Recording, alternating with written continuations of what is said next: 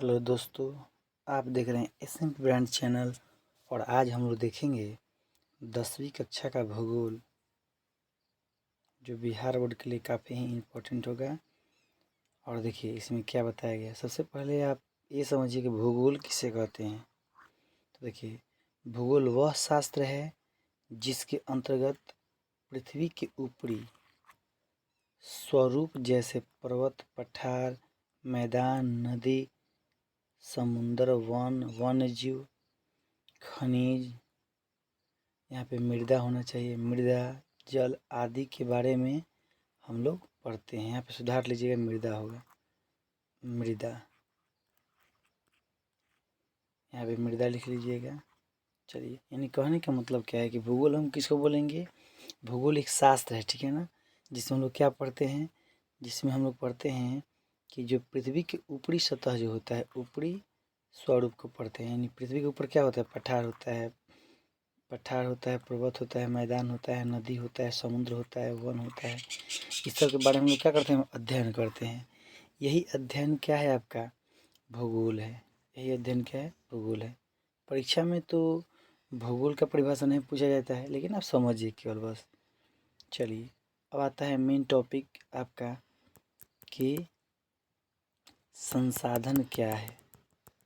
देखिए, संसाधन क्या है, सब लोग जानता है कि देखिए संसाधन क्या है। देखिए, हमारे पर्यावरण में उपस्थित वे सारी वस्तुएं जो मानव जीवन की आवश्यकताओं को पूरी पूर्ति करता है, उसे संसाधन कहते हैं। यानी कहने का मतलब क्या है कि हमारे दैनिक जीवन में जो भी चीज़ आते हैं जिससे हमारी आवश्यकताओं की पूर्ति होती है। जैसे मान लीजिए कि पशु है, तो पशु से भी बहुत सारा चीज़ मिलता है जो आवश्यकता की पूर्ति होती है। जैसे पशु से आपका हो गया दूध, दूध में मिल जाता है। यहाँ आप इससे मांस भी खाने के लिए आपको मिल जाता है। पशु पक्षी जितने भी चीज़ें हैं ना, कलम है, किताब है, मृदा, यहाँ पे मृदा होगा, ठीक है ना, मृदा, खनिज, मुद्रा, जितने भी चीज़ हैं, जितने भी चीज़ें, कोयला, ये सब क्या है, मानव के उपयोग में आने वाली वस्तुएं हैं। यानी कहने का मतलब क्या है, अगर एक लाइन में समझे तो हमारे दैनिक जीवन में जो भी वस्तुएं काम में आते हैं, वो सब के सब क्या है, संसाधन है। यानी मानव के जीवन में उपयोग जिस जिस चीज़ का होता है, वो सभी चीज़ क्या है, आपका संसाधन है। ठीक, संसाधन जो होते हैं वो हमारे उपयोग में आने वाले वस्तुएं होते हैं, ठीक है ना। तो याद रखिएगा, संसाधन ये बहुत ही परीक्षा के लिए भी यही है, क्योंकि परीक्षा में बार बार पूछता है तो संसाधन किसे कहते हैं। और देखिए, नोट में कुछ बातें हैं, इसको ध्यान दिया जाए। बताया गया है कि नोट में संसाधन होते नहीं बनते हैं, ठीक है ना। यानी कहने का मतलब क्या है, संसाधन होते नहीं बनते हैं, ये कहने का मतलब क्या है। देखिए, ये किसने कहा था, तो जिमरमैन ने कहा था कि जो भी संसाधन है वो होते नहीं, वो उसको क्या होते हैं, अपने से बनते हैं, ठीक है ना। संसाधन होते नहीं बनते हैं, ये बात क्या रखिएगा। ऑब्जेक्टिव में पूछता है कि किसने कहा है, किसका कथन है, संसाधन होते नहीं बनते हैं, याद रखिए जिमरमैन का। अब आगे हम लोग देखेंगे कि संसाधन के प्रकार, ठीक है ना। तो संसाधन के प्रकार में हम लोग देखेंगे, सबसे पहला क्या है कि उत्पत्ति के आधार पर संसाधन के दो प्रकार होते हैं। याद रखिए, ऑब्जेक्टिव में पूछता है कि उत्पत्ति के आधार पर संसाधन के कितने प्रकार होते हैं, तो दो प्रकार होते हैं। जैसे जैव संसाधन और अजैव संसाधन। जैव संसाधन, अजैव संसाधन। उत्पत्ति के आधार पर कितने संसाधन, दो संसाधन। देखिए, जैसे यहाँ बताया गया है कि जैव संसाधन में कि वैसा संसाधन जिसकी उत्पत्ति, जिसकी जिसकी प्राप्ति जीव मंडल से होती है, उसे जैव संसाधन कहते हैं। यानी मानव, पशु, पक्षी, मछली, फल, फूल, तना, जड़ इत्यादि। यानी कहने को देखिए, जितने भी वस्तुएं हैं आपको, जितने भी ये आपको संसाधन दिख रहे हैं, सबके जैव मंडल यानी जीव मंडल का भाग है, ठीक। लेकिन देखिए, वैसा संसाधन जिसकी प्राप्ति निर्जीव पदार्थ से होती है, जैसे उसे क्या कहते हैं हम लोग, अजैव संसाधन। जैसे हो गया बेंच, कलम, कॉपी, पंखा, कोयला, ऊर्जा इत्यादि। यानी कहने का मतलब क्या है कि उत्पत्ति के आधार के मतलब क्या है कि अगर वो संसाधन जीव है तो जैव मंडल से है, यानी जीव है तो वो क्या है, जीवन मंडल से है। समझे ना, यानी जो क्या है, जो सजीव है वो कौन सा है, तो जैव संसाधन है। और जो निर्जीव वस्तुएं हैं वो क्या है, अजैव संसाधन। सीधे याद रखिएगा कि जो वस्तुएं सजीव हैं वो क्या है, जो जैव जैव संसाधन है। और जो वस्तुएं क्या है, आपका निर्जीव है, उसको हम लोग क्या बोलेंगे, अजैव संसाधन। ठीक, तो ये परिभाषा बिल्कुल याद रखिएगा। तो ये क्या है, हम याद रखना है, यहाँ पे आपको याद रखना है कि संसाधन जो हैं, तो यहाँ पे हम लोग संसाधन जो है आप याद रखिएगा कि जैव संसाधन यानी जो सजीव के लिए, सजीव जो हो, जो जीव जंतु हमारे उपयोग में आते हैं उसको हम लोग जैव संसाधन बोलते हैं। जो निर्जीव वस्तुएं हमारे संसाधन में, हमारे संसाधन मतलब हमारे उपयोग में आते हैं, उसे अजैव संसाधन कहते हैं। ठीक, इस बात को याद रखिए, यानी सजीव जैव संसाधन, निर्जीव वाले वस्तुएं अजैव संसाधन कहलाते हैं। ठीक, संसाधन का मतलब समझिए गए हैं कि जो हमारे उपयोग में आने वाली सभी वस्तुएं क्या है, संसाधन है। हमारे उपयोग में आने वाली सभी वस्तुएं क्या है, संसाधन है। अब देखिए, तो कहने का मतलब क्या है, आगे यहाँ पे दिया गया है कि उपयोगिता के आधार पर संसाधन। ठीक है ना, देखिए तो उपयोगिता के आधार पर क्या है, उपयोगिता के आधार पर संसाधन के दो प्रकार होते हैं। उस समय उत्पत्ति के आधार पर था, अब क्या है, उपयोगिता के आधार पर। अब क्या है, नवीकरणीय संसाधन और अनवीकरणीय संसाधन। ये ऑब्जेक्टिव में पूछता है, याद रखिएगा। तो देखिए, नवीकरणीय संसाधन क्या है कि वैसा संसाधन जिसके एक बार उपयोग करने के बाद उसे पुनः प्राप्त किया जा सकता है, उससे क्या कहते हैं, आपका नवीकरणीय संसाधन कहते हैं। जैसे पवन पवन ऊर्जा हो गया, विद्युत ऊर्जा हो गया, सौर ऊर्जा हो गया, जल हो गया, मृदा, यहाँ पे मृदा हो गया, ठीक है, मृदा हो गया, हवा हो गया, ये सब क्या है, आपका नवीकरणीय संसाधन है। कहने का मतलब क्या है कि जो जिसका जो खत्म ना हो, पुनः प्राप्त हो जाता है, उसको हम लोग क्या बोलते हैं, नवीकरणीय संसाधन। समझे ना, जैसे मान लीजिए पवन ऊर्जा है, तो पवन यानी हवा को हम कितना भी यूज क्यों ना करें, उससे कितना भी हम जैसे धारा बना दें या जो भी बनाना हो, उसका हम लोग यूज करें, वो ख़त्म होने वाला नहीं है। जैसे सौर ऊर्जा है, तो सौर ऊर्जा का कितना भी हम लोग प्रयोग कर लें, वो ख़त्म होने वाला नहीं है, यानी सीमित वो नहीं है तुरंत। मतलब आज का तो मतलब आज भी यूज कर सकते हैं, हमेशा यूज कर सकते हैं, वो ख़त्म होने वाला नहीं है।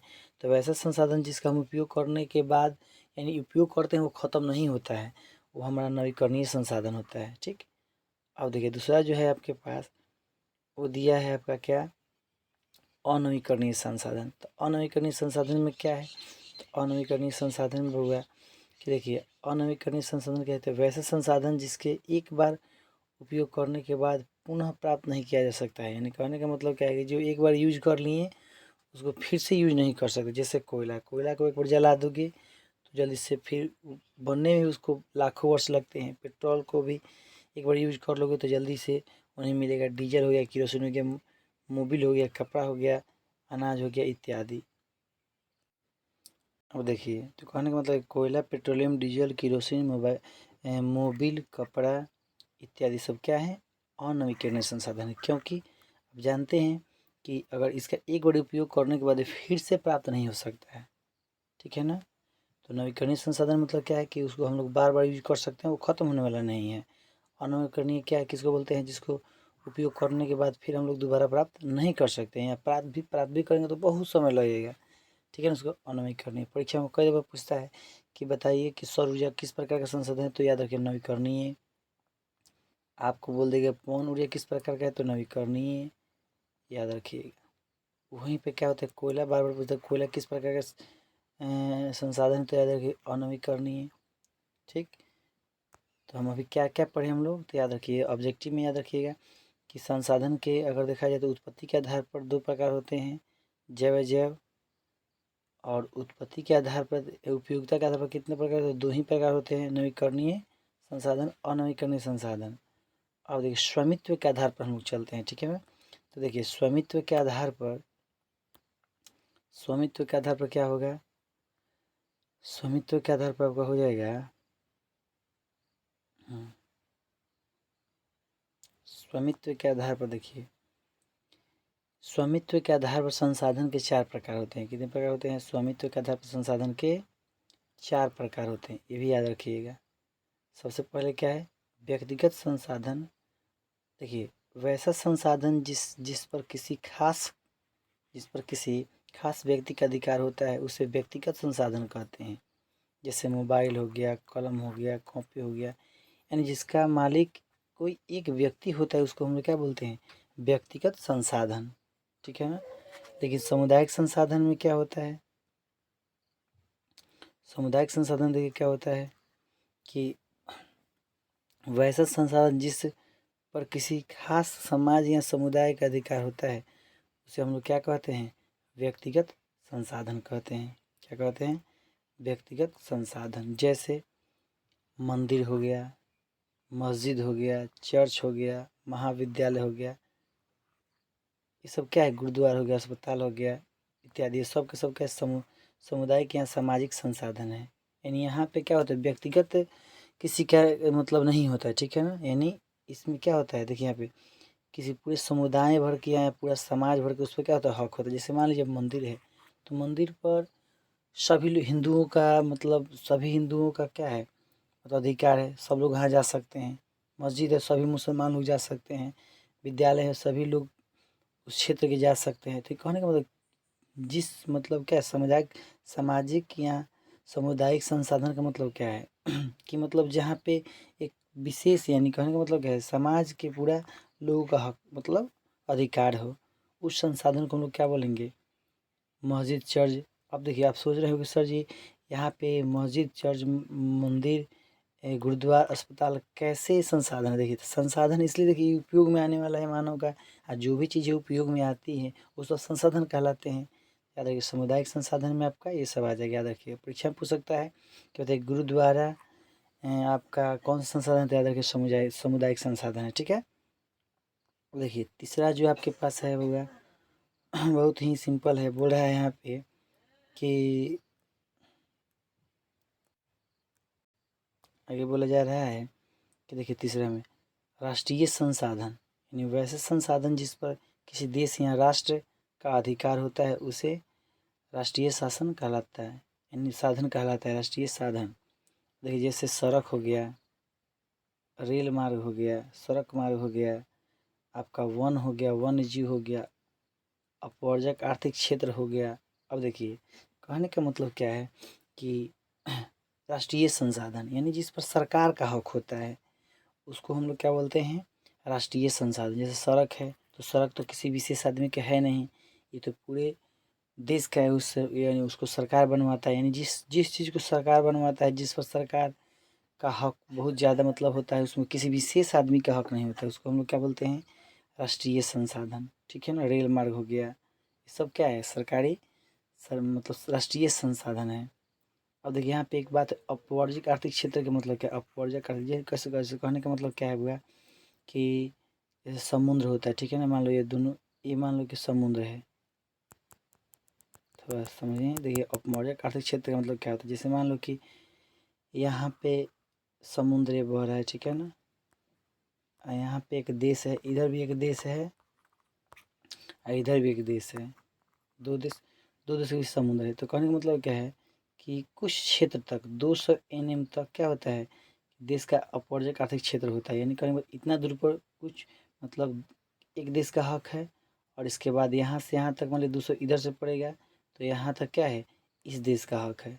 तो जहाँ तक मतलब 200 NM तक समुद्र में क्या होता है? किसी देश का मतलब हक होता है, तो वही क्षेत्र को हम लोग क्या बोलते हैं? अपवर्जक आर्थिक क्षेत्र। ठीक है ना? अब चलिए आगे देखते हैं कि अंतर्राष्ट्रीय संसाधन क्या है भाई? तो वैसे संसाधन जिस पर अंतर्राष्ट्रीय या संगठन का अधिकार हो उसे अंतर्राष्ट्रीय संसाधन कहते हैं। जैसे सागर, महासागर, यानी कहने का मतलब क्या है? इस पर एक कोई देश का नहीं होता, पूरे समझिए कि जिस जिस देश से आपका सागर सटा हो, महासागर सटा हो, मान लीजिए कि एक एक समुद्र है, अगर दोनों किनारे पर 2 देश बसे हैं तो दोनों का इस पर हक है, ठीक है ना। तो उसको हम लोग क्या बोलेंगे, अंतर्राष्ट्रीय संसाधन, जैसे महासागर हो गया, सागर हो गया, ठीक है ना। अब देखिए हम लोग क्या पढ़ेंगे अब विकास के आधार पर संसाधन के प्रकार देखेंगे, ठीक है ना। तो सबसे पहले आप याद रखिए कि विकास के आधार पर संसाधन के प्रकार क्या हैं। तो देखिए विकास के आधार पर भी आपका संसाधन के 4 प्रकार है, ठीक है ना। विकास विकास के आधार पर संसाधन के कितने प्रकार हैं, 4 प्रकार है। जैसे संभावित संसाधन, विकसित संसाधन, भंडारण संसाधन, संचित को संसाधन। ठीक याद रखिएगा कि विकास के आधार पर भी संसाधन के 4 प्रकार होते हैं, संभावी, विकसित, भंडारण, संचित को संसाधन, ठीक है ना। चलिए सबसे पहला हम लोग देखते हैं कि देखिए संसाधन नियोजन। देखिए संसाधन नियोजन या आपका एक और दिया है, देखिए पहला जो दिया है आपके पास, देखिए संभावित संसाधन, यहाँ पे क्या बोला है, संसाधन नियोजन। यहाँ पे देखिए क्या है, इसका पहले परिभाषा देख लीजिए, यहाँ पे परिभाषा नहीं है, थोड़ा सा इसको समझ लेते हैं हम लोग कि क्या क्या होता है, समझिए इस यहीं पे समझ लेते हैं हम लोग कि देखिए कि संभावित संसाधन क्या होता है। देखिए वैसा संसाधन जिसका क्या होता है कि हम लोग संभावना करते हैं, ठीक है ना। संभावना के आधार पर कहते हैं वहाँ पे कोई ना कोई क्या मिलेगा आपका संसाधन, संभावित संसाधन कहते हैं। अब विकसित संसाधन का मतलब क्या है कि वैसा संसाधन जिसका अभी उपयोग नहीं किए हैं, आगे चल के उपयोग हो सकता है। भंडारण संसाधन का मतलब क्या होता है कि किसी क्षेत्र विशेष में क्या है, हमको पता लगता है कि वहाँ पे खनिज है और उसका हम लोग उपयोग अभी नहीं किए, हम लोग आगे चल के कर सकते हैं, ठीक है ना। और संचित को संसाधन का मतलब क्या होता है कि जिसमें संसाधन को एकदम संचित रखा जाता है, जैसे पानी हो गया या आपका कोई ऐसा चीज़ जिसको हम लोग इकट्ठा करके रखे हुए हैं, उसको हम लोग बोलते हैं संचित संसाधन, ठीक। तो याद रखिएगा कि विकास के आधार पर संसाधन के 4 प्रकार होते हैं, ठीक। आगे चलते हैं। आगे है यहाँ पे हुआ कि संसाधन नियोजन क्या है। देखिए संसाधन नियोजन क्या होता है, संसाधन को नियोजनबद्ध तरीके से अर्थात सोच समझकर उपयोग करना संसाधन नियोजन कहलाता है। यानी आपको पता है कि संसाधन इसमें बहुत लोग क्या कर रहे हैं कि गलत तरीके से उसको उपयोग कर रहे हैं, मतलब जितना खर्चा चाहिए, खर्चा होना चाहिए उसको उतना खर्च न करके बहुत अधिक मात्रा में खर्च कर रहे हैं। तो उसी को हम लोग बचाने के तरीके, यानी कहने का मतलब क्या है कि एक तरह से सही तरीका से उपयोग करने के तरीका को हम लोग क्या बोलते हैं, संसाधन नियोजन। यानी सोच समझ कर उसका उपयोग करना ही क्या है, संसाधन नियोजन है। यानी किसी संसाधन को योजनाबद्ध यानी योजना के तरीका से हम लोग क्या करते हैं, सोच समझ कर उसको यूज करते हैं, उपयोग करते हैं, वही संसाधन नियोजन कहलाता है, ठीक। संसाधन संरक्षण, अब एक संसाधन संरक्षण जो है बिल्कुल ही आप ध्यान रखिए, क्योंकि बार बार पूछता रहता है परीक्षा में संसाधन संरक्षण क्या है। तो यहाँ पे देखिए संसाधन के दुरुपयोग से बचाना संसाधन संरक्षण कहलाता है। यानी कहने का मतलब कि संसाधन को एक अच्छी तरीका से यूज कराना या उसको जो बेकार खर्च होते हैं उसको बचाना क्या है, संसाधन संरक्षण है। जैसे कहने का मतलब कि कोयला कोई जला रहा है, ठीक है ना, कोयला जला रहा है और कोयला के बाद क्या किया, वो जलाने के बाद क्या किया, उसका काम बहुत कम ही है, मतलब वो जहाँ 10 किलो कोयला लगेगा वहाँ पे वो 20 किलो जलाएगा। तो इसका मतलब क्या है कि संसाधन का वो क्या कर रहा है, मतलब दुरुपयोग कर रहा है। उसको उपयोग में लाने के लिए हम लोग क्या करेंगे कि 5 केजी अगर 5 केजी अगर हम कोयला अगर यूज हमको है तो 5 केजी हम लगाएंगे, ठीक। तो क्या हो जाएगा हमारा संसाधन संरक्षण, यानी बिल्कुल बचा लिए। यहाँ पानी कहीं कहीं देखते हैं, पानी पे लोग क्या करता है कि यूज करना चाहिए 10 लीटर पानी का यूज है तो 50 लीटर पानी वहाँ पे ऐसे ही बहा देंगे, ठीक है ना। तो क्या है, संसाधन संरक्षण थोड़ी है। अब उसको हम लोग अगर बचाएं तो क्या कहलाता है, संसाधन संरक्षण कहलाता है, ठीक है ना। और नोट यहाँ पे कुछ बातें बताया गया है, उसको विशेष ध्यान दीजिए। गांधी जी ने बोले हैं कि देखिए हमारे पेट भरने के लिए बहुत कुछ है परंतु पेटी भरने के लिए कुछ भी नहीं, यह कथन महात्मा गांधी का है, ठीक है। देखिए हम लोग तो पेट भरने के लिए बहुत कुछ रहे हैं, रोज़ खा रहे हैं, रोज़ पी रहे हैं, बहुत कुछ हमारे पास है जो हम लोग उससे खा सकते हैं। लेकिन पेटी भरने का मतलब क्या है यहाँ पे कि जो हमारा संसाधन है उसको हम लोग नहीं बचा रहे हैं, ठीक है ना। ये किसने कहा है, यह कथन महात्मा गांधी जी का है, याद रखिएगा। ये पूछ सकता है परीक्षा में कि पेट भरने के लिए हमारे पास बहुत कुछ है, परंतु पेटी भरने के लिए कुछ नहीं। किसने कहा? तो याद रखिएगा, महात्मा गांधी ने कहा है। चलिए, ये वाला जो है अभी आप शिखर सम्मेलन, इस पर विचार मत कीजिए। नर्मदा बचाओ, ये सब आंदोलन इसको छोड़िए, ये सब आपके यूजफुल नहीं है। थोड़ा सा क्वेश्चन इसको देख लिया जाए। इस सब क्वेश्चन बहुत ही ज़्यादा इम्पोर्टेंट है, इसको आप विशेष ध्यान दीजिएगा। देखिए क्या बताया गया है। संसाधन को परिभाषित कीजिए। तो हम पहले ही बता चुके हैं कि हमारे पर्यावरण में उपस्थित वे सारी वस्तुएं जो मानव की आवश्यकताओं को पूर्ति करती है उसे संसाधन कहते हैं। यानी जो भी वस्तु हमारे आवश्यकताओं को पूर्ति करती है उसे हम लोग क्या बोलते हैं? संसाधन कहते हैं। ठीक, उदाहरण भी जरूर दे दीजिएगा। जैसे हो गया आपका बस, ट्रेन, पुस्तक, पक्षी, पेड़, ये सब क्या संसाधन है? ये उदाहरण भी दे दीजिएगा। संभावी एवं संचित को संसाधन क्या है? देखिए, संभावित संसाधन क्या है? संभावित संसाधन कोई संसाधन किसी क्षेत्र विशेष में मौजूद होते हैं जिसे उपयोग में लाए जाने की संभावना रहती है। जबकि संचित को संसाधन किसी वस्तु के, देखिए यानी कहने यहाँ से समझिए पहले कि संभावित संसाधन का मतलब क्या है कि कोई संसाधन है, ठीक है ना, किसी विशेष क्षेत्र में मौजूद है आज जिसको हम लोग उपयोग में ला सकते हैं, उसी को हम लोग क्या बोलेंगे? संभावित कुछ संसाधन।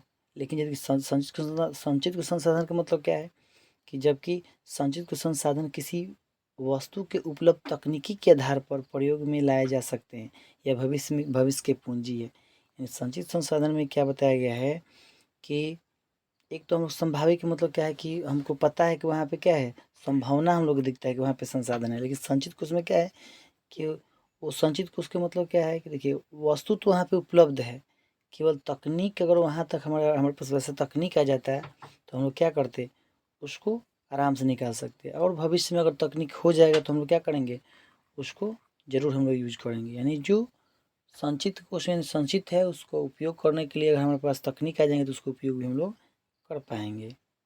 चलिए, दूसरा क्वेश्चन है जो बहुत ही इम्पोर्टेंट है। तीसरा क्वेश्चन बोला गया है कि संसाधन की उपयोगिता को लिखिए। यानी संसाधन की क्या उपयोगिता है? तो बहुत अच्छा उपयोगिता है। देखिए संसाधन, देखिए संसाधन को दुरुपयोग से बचाना संसाधन संरक्षण कहलाता है।